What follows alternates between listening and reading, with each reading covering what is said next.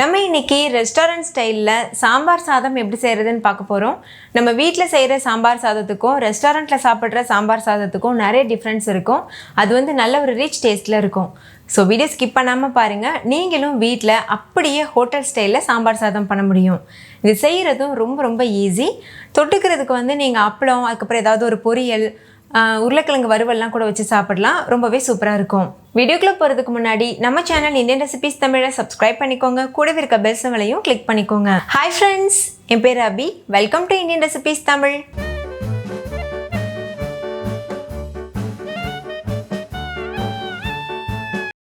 First இந்த recipe பண்ணுறதுக்கு 3/4 cup அளவுக்கு அரிசி எடுத்துக்கோங்க. இது கூடவே 1/4 கப் அளவுக்கு சிறு பருப்பு எடுத்துக்கோங்க. நான் யூஸ் பண்ணியிருக்கிறது சீரக சம்பா அரிசி. நீங்கள் எந்த அரிசி வேணாலும் யூஸ் பண்ணலாம். இப்போ இதை தண்ணி சேர்த்து 2-3 டைம் நல்லா வாஷ் பண்ணிக்கோங்க. நல்லா வாஷ் பண்ணிவிட்டு இது முங்குற அளவு தண்ணி சேர்த்துட்டு 1/2 மணி நேரம் ஊற வச்சுக்கோங்க. அடுத்து 1/2 கப் அளவுக்கு துவரம் பருப்பு எடுத்து அதையும் நல்லா வாஷ் பண்ணிவிட்டு 1/2 மணி நேரம் தண்ணியில் ஊற வச்சுருங்க. அடுத்து இதுக்கு தேவையான பொருள் வந்து காய்கறி. நீங்கள் எந்த காய்கறி வேணாலும் யூஸ் பண்ணலாம். நான் வந்து கேரட், முருங்கைக்காய், பச்சை பட்டாணி, பீன்ஸ், கத்திரிக்காய், உருளைக்கிழங்கு, அதுக்கப்புறமா பச்சை மாங்காய் இதெல்லாமே நல்லா வாஷ் பண்ணிவிட்டு கட் பண்ணி எடுத்திருக்கேன். நான் எடுத்திருக்க காய்கறி எல்லாமே சேர்த்து ஒரு 300 கிராம் அளவு இருக்கும். நீங்கள் உங்களுக்கு எந்த அளவுக்கு தேவையோ அந்த அளவுக்கு காய்கறி எடுத்துக்கலாம். இது கூடவே 2 பச்சை மிளகாய் கீரி எடுத்துக்கோங்க. ஒரு தக்காளி கட் பண்ணி எடுத்துக்கோங்க. இதில் ஒரு கைப்பிடி அளவு சின்ன வெங்காயம் தோல் உரித்து எடுத்து வச்சுருக்கேன். கூடவே ஒரு கைப்பிடி அளவு கொத்தமல்லி இலைகள் கட் பண்ணி எடுத்திருக்கேன். இப்போ ஒரு குக்கர் எடுத்துக்கோங்க. அதில் நம்ம ஏற்கனவே ஊற வச்சுருக்க அரிசி, பருப்பு இது எல்லாத்தையும் சேர்த்துருங்க. தண்ணியை வடிச்சிட்டு சேர்த்துக்கோங்க. இது கூடவே வெங்காயம், தக்காளி, பச்சை மிளகாய், கொத்தமல்லியெல்லாம் சேர்த்துருங்க.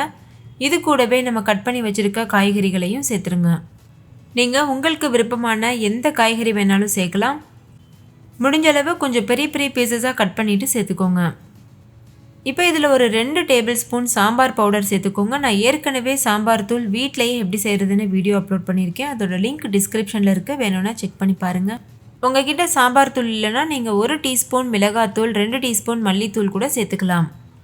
இப்போ இதில் சுவைக்கு தேவையான அளவு உப்பு சேர்த்துக்கோங்க. நான் 1 டீஸ்பூன் உப்பு சேர்த்துருக்கேன்.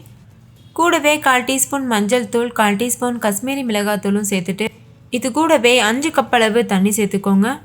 நம்ம அரிசி, பருப்பு இதெல்லாம் சேர்த்து 1/2 கப் அளவுக்கு ரேஷியோ வருதில்ல, அதுக்கு 5 கப் தண்ணி கரெக்டாக இருக்கும்.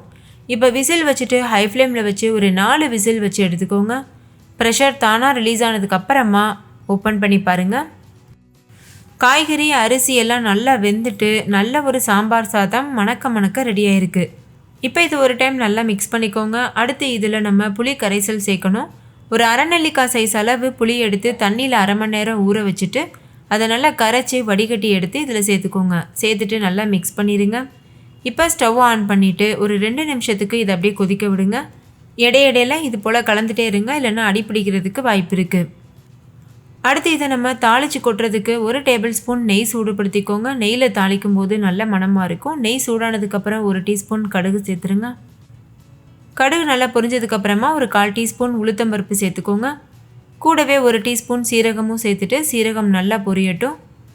1/4 டீஸ்பூன் வெந்தயம் சேர்த்துக்கோங்க. இப்போ இதில் ஒரு கொத்து கருவேப்பிலையும் சேர்த்துருங்க. அடுத்து இதில் 2 வரமிளகாய் சேர்த்துக்கோங்க. 1/4 டீஸ்பூன் பெருங்காயத்தூளும் சேர்த்துட்டு நல்லா மிக்ஸ் பண்ணிக்கோங்க. இப்போ இந்த தாளிதத்தை நம்ம சாம்பார் சாதத்தில் சேர்த்துருங்க. சேர்த்துட்டு நல்லா மிக்ஸ் பண்ணிக்கோங்க. நெய்யில் தாளித்து கொட்டுங்க, அப்போ ரொம்ப மணமாக இருக்கும். ஒருவேளை உங்களுக்கு நெய்யோட மனம் பிடிக்கலன்னா நீங்கள் எண்ணெய் கூட யூஸ் பண்ணிக்கலாம். இது வந்து 1 பாட் ரெசிபின்றதுனால ரொம்ப சுலபமாக வேலை முடிஞ்சிடும். பேச்சுலர்ஸ்க்கு கூட இது ரொம்ப ஈஸியாக இருக்கும் செய்கிறதுக்கு. நான் சொல்லியிருக்க அளவுகளோடு அப்படியே செஞ்சு பாருங்கள். அப்போ வந்து இது நல்லா ஆறுனதுக்கப்புறமா கூட இதே கன்சிஸ்டன்சியில் நல்லா சாஃப்டாக இருக்கும், கெட்டிப்படாமல் இருக்கும். ஃபைனலாக இதில் 1 டீஸ்பூன் நாட்டு சக்கரை சேர்த்து நல்லா கலந்துட்டு நீங்கள் சுட சுட சர்வ் பண்ணலாம். கடைசியாக அதில் கொஞ்சமாக கொத்தமல்லி இலைகள் வேணும்னா கூட தூவிக்கலாம். அது ரொம்பவே மணமாக இருக்கும். அவ்வளோதான் ஃப்ரெண்ட்ஸ், நம்மளோட டேஸ்டியான சாம்பார் சாதம் சூப்பராக தயாராகிருச்சு. நீங்களும் வீட்டில் கண்டிப்பாக ட்ரை பண்ணி பாருங்கள். ஓகே ஃப்ரெண்ட்ஸ், இந்த ஹோட்டல் ஸ்டைல் சாம்பார் சாதம் உங்களுக்கு ரொம்ப பிடிச்சிருந்துச்சில்ல லைக் பண்ணுங்கள், உங்கள் ஃப்ரெண்ட்ஸ் கூடவும் ஷேர் பண்ணுங்கள். நீங்களும் வீட்டில் செஞ்சு பார்த்துட்டு டேஸ்ட் எப்படி இருந்ததுன்னு கமெண்ட்டில் சொல்லுங்கள். தேங்க்யூ, பாய்.